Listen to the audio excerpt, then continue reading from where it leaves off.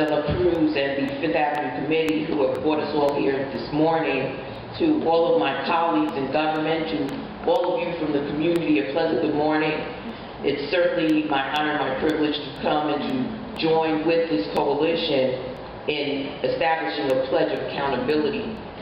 I am here to sign my name to this pledge. I received it prior to coming this morning, and I've always recognized since my days in the City Council that the only way that we're going to be able to move our communities to the next level is by abiding by such principles.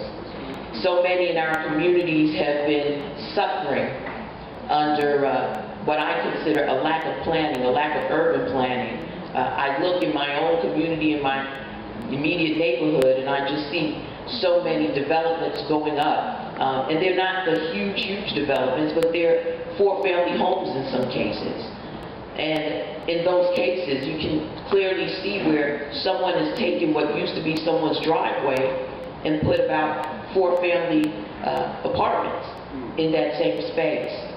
And I can recall a community in which I lived, in which you had an opportunity to have space, to be able to communicate with your neighbors, to be able to make sure that the family is safe and the community is safe and that we all respect one another as neighbors. This unfettered, unplanned type of housing boom that has taken place in New York City has really moved us back in many regards. And so today, as we gather to embrace these principles, I think that not only should we be gathering to get accountability around our elected officials, but we have to make sure that our advocacy extends to the legislative bodies from which they come. I'd like to see many more of you come to Washington and lobby us there.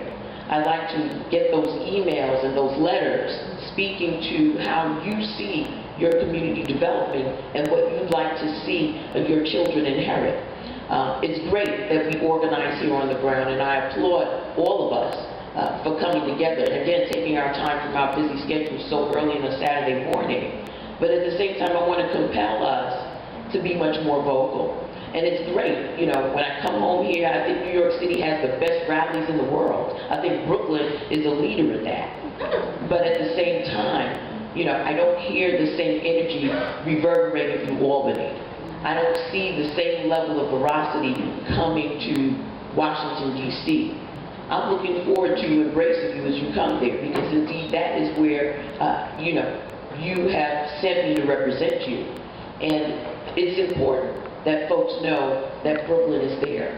It's important that they know that when I speak about being environmentally sound, environmental justice, that they know that it's coming from an electorate that has embraced those values, and that this is not some lefty talking about, you know, things that we know are critical to our survival. So I think that my time is up, but I wanted to, again, just sort of raise that level of consciousness about how we actually are empowered to do